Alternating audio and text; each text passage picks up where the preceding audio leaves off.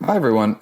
Today, I'm going to walk through an introduction to experiment tracking in DVC. You don't have to be an existing DVC user. It doesn't require any prior knowledge, and we'll get started with nothing but a Git repo and a notebook and start reporting stuff. Beyond that, I'll also show you how you can have kind of a full-fledged experiment tracking UI inside your local machine using nothing but the VS Code IDE. And then finally, I'll show you how we can collaborate on those experiments using our web collaboration platform, Studio. So let's get started. We have a notebook here with just some basic model training code. The only thing that I've added is this DVCLive call. And DVCLive is our Python companion library for DVC for experiment tracking. And so this is, again, just some PyTorch Lightning model training code. I haven't added anything special here, just the normal PyTorch Lightning standard stuff, other than when I get down here, and here I have a call to my DVCLive logger, and then I will pass that to my PyTorch Lightning trainer. And we have, of course, support for auto logging for other frameworks, as well as the ability to manually log with the DVClog API.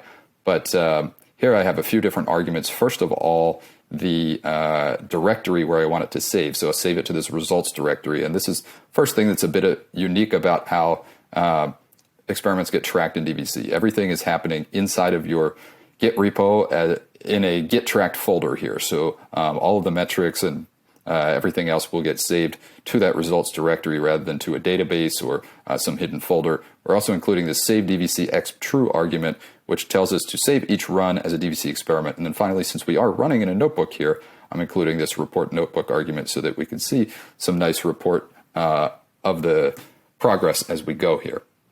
So it looks like this experiment has completed, and so we have a nice report in our notebook. But if we actually want to compare different experiments, then we need a way, something a little bit more than the notebook. And you can do this from the command line, but what I find the best interface for comparing experiments with DVC is to use our VS Code extension here. You actually don't even need to be a VS Code user to find it useful. I personally don't use VS Code for everything, but I find this extension convenient enough that when I want to compare my experiments, this is where I go. So we've run this soak experiment here, and let's compare it to some other experiments that we have. And one thing that you'll notice is that all of our experiments are organized by our Git history. So these are regular Git commits here, and all of our experiments are organized under the Git commits from which they're derived. In addition to looking at the metrics and the parameters here, so we can see that we went with a little bit higher learning rate in this case. We can also compare plots between them. We can see that the learning rate looks like it improved model performance. So maybe we'll go ahead and try a new learning rate and go even a little bit higher and see what happens. So let's up our learning rate to 0.006 here. But before we run another experiment, let's think about when we needed to collaborate. So all of this is great for tracking locally, but if we want to share with others, we need something more. And that's where the web collaboration platform Studio comes in. So I'm going to go ahead and connect to Studio here. I'm already logged in, so I can just get my token. And Studio, by the way, is free for personal use. And now I'll save that token, and I'm all set up. So we can go ahead and run our next experiment here, and we'll start to see all the same things get reported in the notebook as well as in VS Code. But if we come back to Studio, we have a project here, and this project is connected to our GitHub or GitLab or Bitbucket repo, and it will actually show us live updates from that experiment that we can then track from anywhere as well as share with anyone. And we can do the same kind of comparisons for plots, for metrics, whatever that we can do locally, but from within this web platform. So this will continue training until it's finished. And then when it's finished, I want to show you one more way that we can share experiments using Studio. Okay, so we are back in our VS Code extension, and we can go ahead and share this experiment one more way, and that is to push the experiment.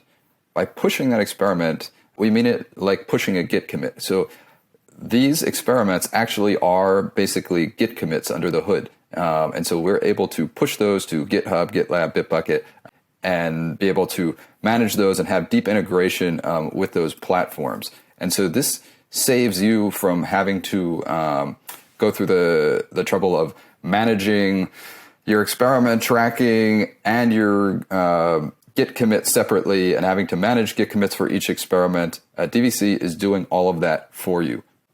So if we come back now to Studio and just update this, what we will see is that we have this experiment here, and it's no longer spinning because it's not live, and because we've pushed it, it actually has a Git hash with it, and is actually associated with a Git commit that has all of our metrics and all of our code and everything needed for the experiment associated with it.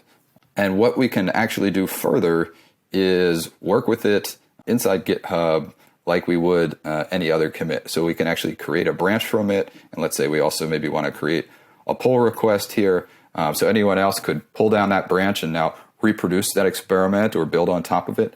And you'll actually have this this pull request so that you can go and ask someone to review it, merge it, and collaborate on it the same way that you would with code. And so hopefully this gives you a little bit of an idea of how you can start very simple with DVC experiment tracking and just report a few metrics, and then build up to a very powerful collaborative workflow the same way that you would use GitHub for code, but now with your machine learning experiments. So thanks for your time today. Please let us know what you think. Look forward to hearing from you. Thanks for watching. If you enjoyed this product update video, please like and subscribe. Thanks, DV. And feel free to post comments and questions below. Beyond our tools themselves, we have many resources for you on your ML journey.